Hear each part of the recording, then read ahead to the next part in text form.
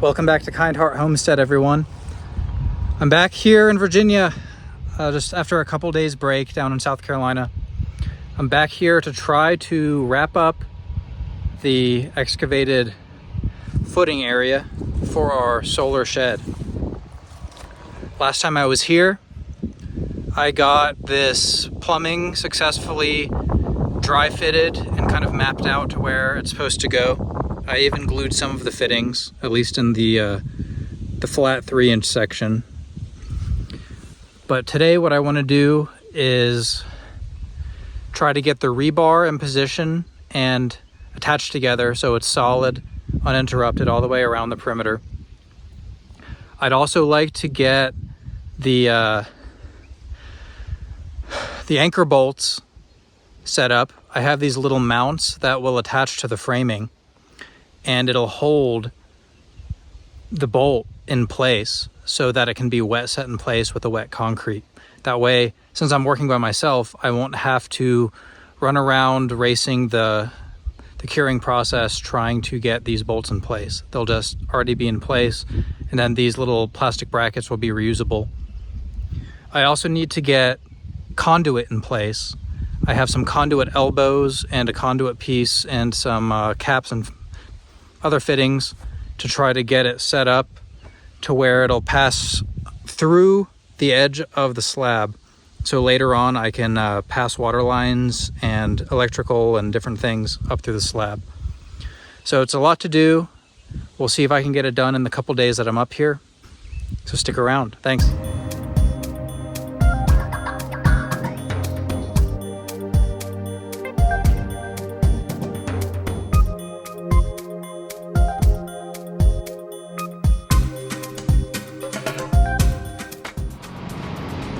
So in the last episode, you saw me and Angie bending the rebar to go on the skinny sides of the shed.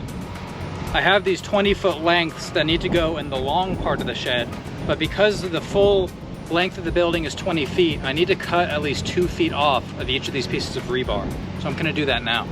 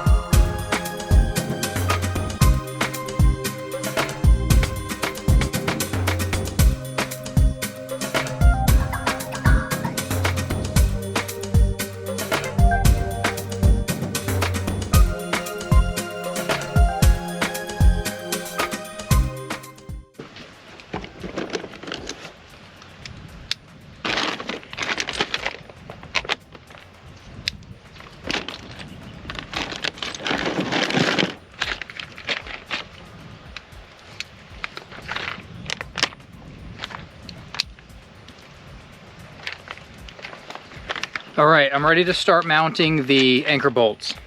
And I have a kit here that I got from Amazon. It's much cheaper than the mainstream brand. It's just kind of like a knockoff. I'm going to try to put these together and see if they fit.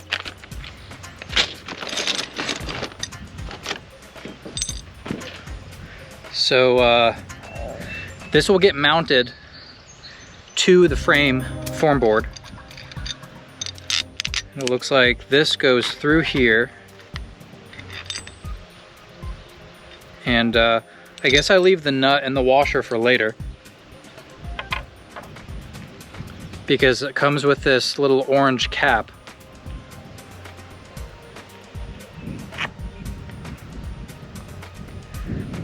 I guess that looks good to me.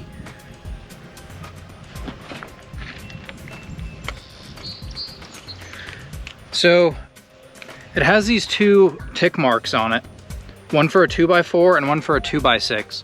And I believe it's supposed to center it within the plate.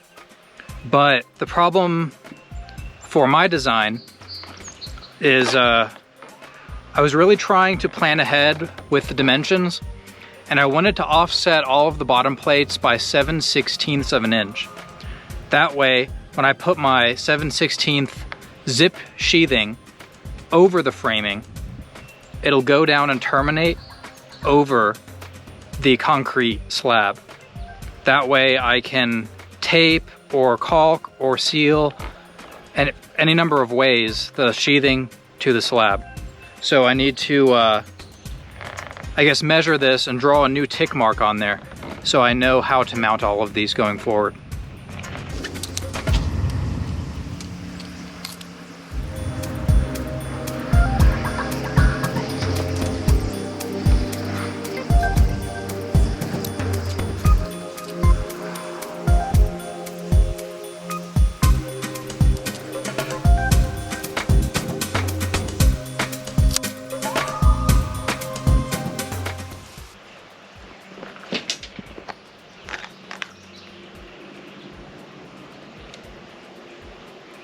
There's my new tick mark.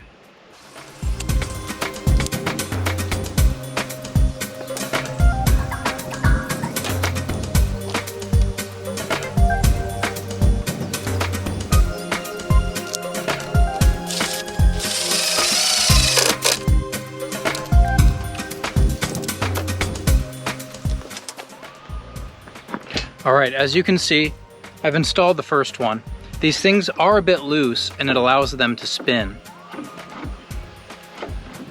And I think I just want to make sure that they're all facing inside so they don't get too close to the edge of the footing.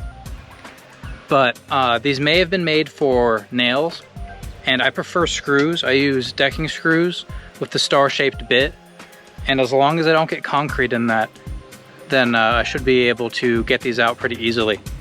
And since these are screws and they have really good cinching power, I'm able to use one screw instead of two.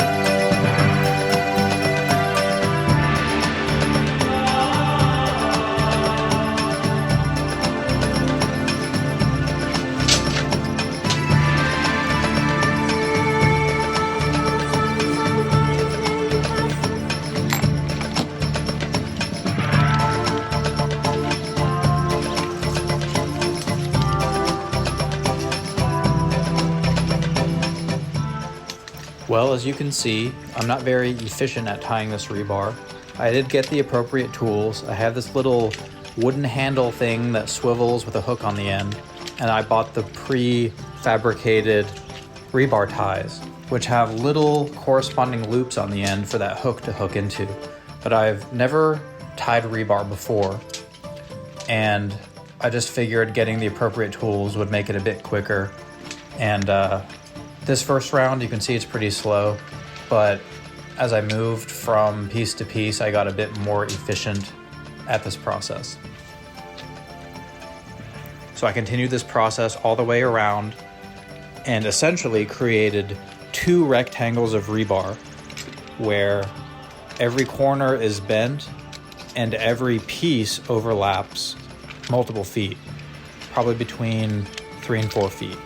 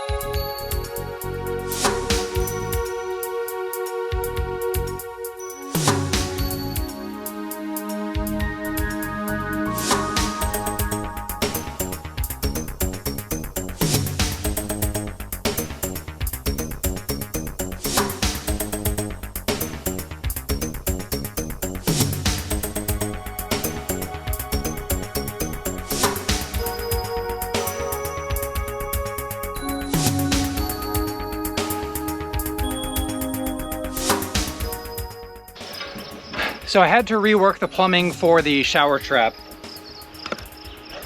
Last time I was here, I guess I was working pretty fast. And thankfully I had these string lines in place to represent where the walls go, because I want the vent pipes to go up the walls, not into the middle of the room. But I wasn't necessarily paying attention to the elevation of the string lines. The string lines also represent the surface of the slab. And I need to make sure all of the traps and elbows and all that stuff are beneath the slab so they don't disrupt any of the fixtures and appliances I'm gonna put in. So I had this going up right here before I cut it off today. And the intent of this was to go up and then be reduced to 2-inch plumbing, because a shower doesn't need the full 3-inch. And I only did this because I didn't have the right piece on hand. I shouldn't have done it, because the correct piece actually makes it work better. I should reduce it down to 2 inches while it's flat. That way the trap will be several inches lower. A big sweep like this brings it up several inches before the trap could have been glued, and then that would have been above the slab. So this way the trap is below the slab. I'll make sure to stub out this 2-inch pipe above the slab so I don't get any concrete in it on concrete pour day. I might put some tape or a cap over the top, but then later on I can cut it flush and then hook it up to the shower pan. So I'm gonna go ahead and try to glue this now, but I have to take into account the directions provided by the company that I'm planning to get the shower from. There's a corner shower, and they say the center of the drain should be 1 foot from both of the walls. So 1 foot from this string. I've already achieved that. 1 foot from this one, I'm actually at 17 inches. So that's why I just cut a little piece of 2-inch pipe. I need to deburr it real quick.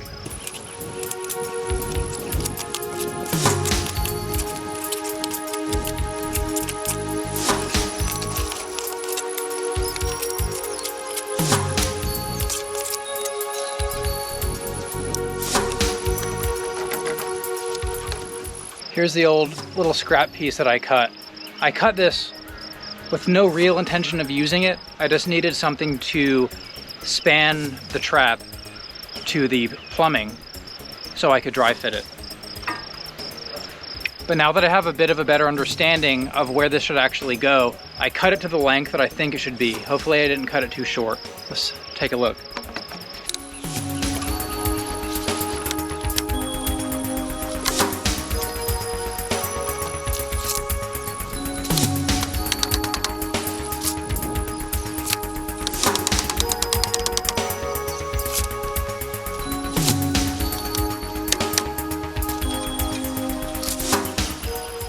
"11 inches, getting close." I'm using my tape measure kind of as a rubber mallet to turn this trap.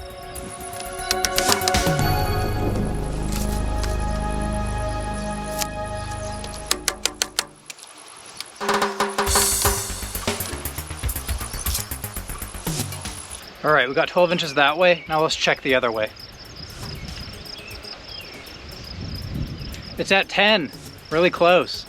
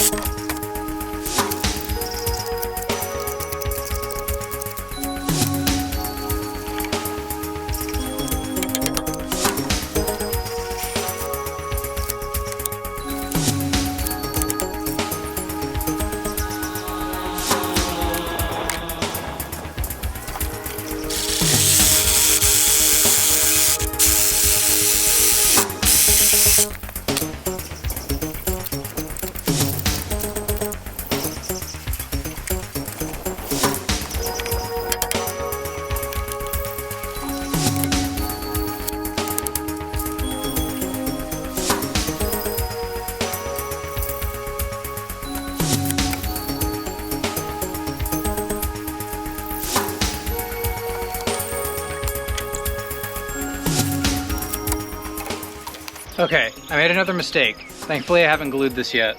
I forgot that this string represents this side of the wood, but this form board represents the outside of the wall.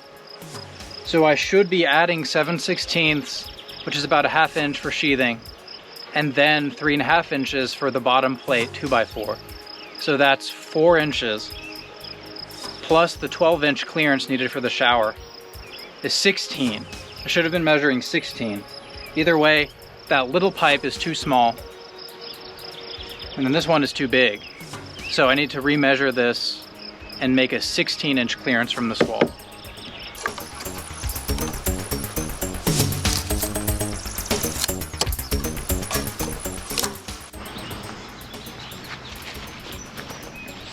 All right, it's time to make some more kick-out supports. I'm gonna cut some 1-foot blocks, and I'm gonna put in some wood stakes behind these ones.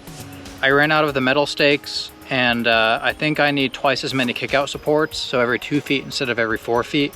Since I already have the metal stakes every 4 feet, I feel like alternating between wood and metal is probably a good strategy. So I'm gonna start with 1 2x4 here and see how far that gets me, and then I'll start working on some more of them.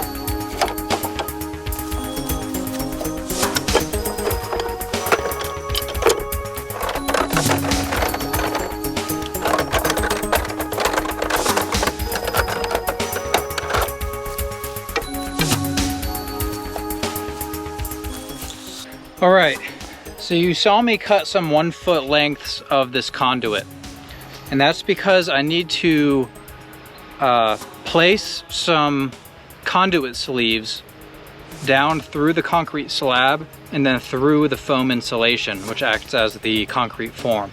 And let me show you the experiment that I have planned.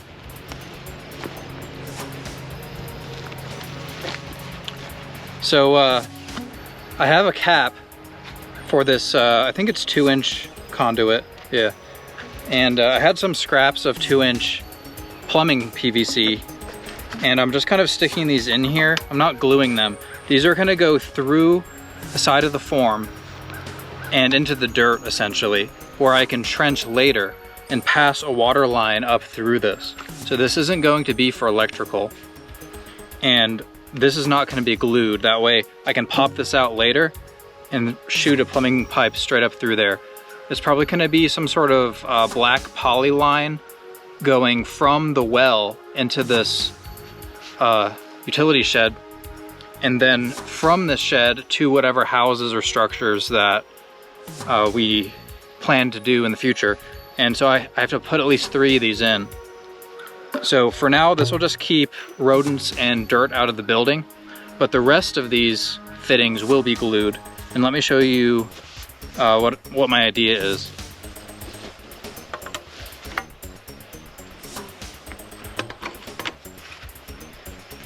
So this is the full assembly. This part, this last 6 inches or so, will be through to the outside of the concrete. That way when we trench towards the building, we don't actually have to touch the slab.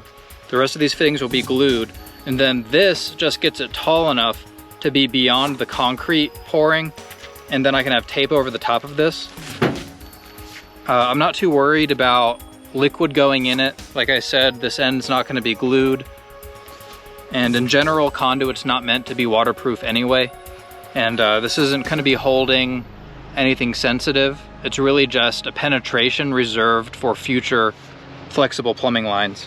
So I'm gonna try to figure out how to install this next.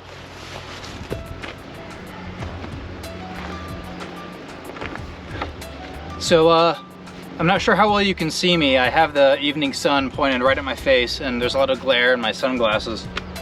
Anyway, these are not glued together yet. I'm just kind of setting them here to kind of visualize how far they're going to encroach into this utility room. Basically, everything inside of the string line in this quadrant is going to be reserved for the well pump system, as well as the battery array with the solar inverters and charge controllers. Hopefully there's enough room in here. I've never built any of these systems before, but I do have experience wiring and plumbing pressure tanks for wells. I had to do that at my last property. But the reason these are here is because I'm going to trace the end of the pipes onto this foam, so I know where to cut it. I think it would be easier if these all kind of share the same trench and same hole. So I'm just going to cut a large oval hole and then fill in the gaps with spray foam to prevent the concrete from seeping in between them. But I do plan to leave these caps on the edge just so when I backfill, there's no dirt that goes into these pipes.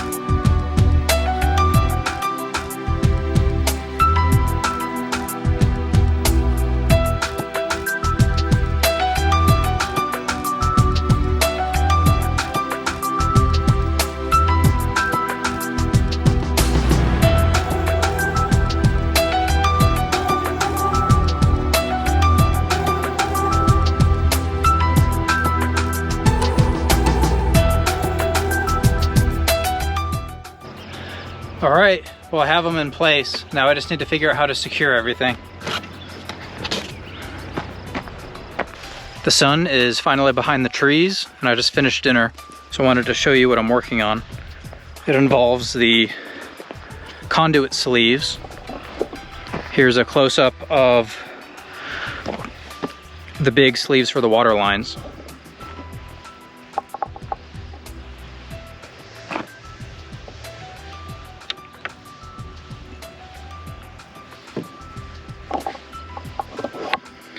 You can see that there's plenty of space behind the foam, so I can backfill on top of those pipes, and then later on when I trench, I won't have to disrupt the slab.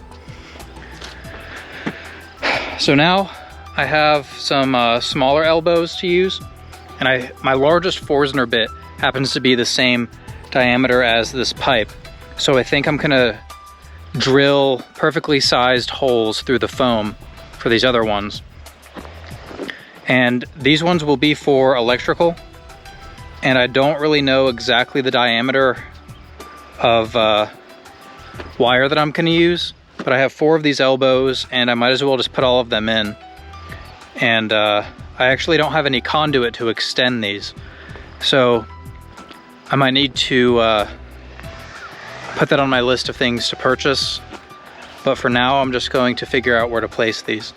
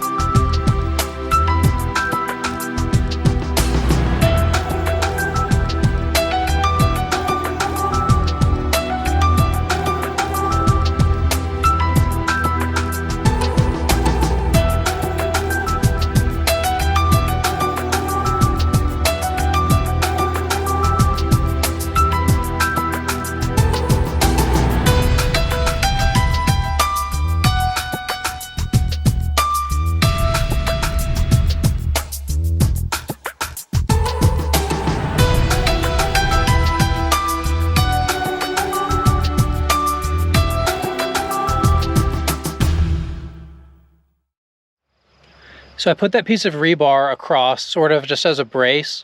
Usually I would do something like this with wood, but I don't really want to have wood under the concrete. So this scrap of rebar will work fine. Those are typically used as bracing anyway. So I used the rebar tie wire to tie them to the fittings. And now all that's left to do is extend the pipe above the level of the concrete, and then it'll be ready to have electrical run through it later. You'll see the completion of these conduit sleeves in the next episode of this series. So please go ahead and subscribe and click that bell-shaped icon. That way you'll be notified about future releases.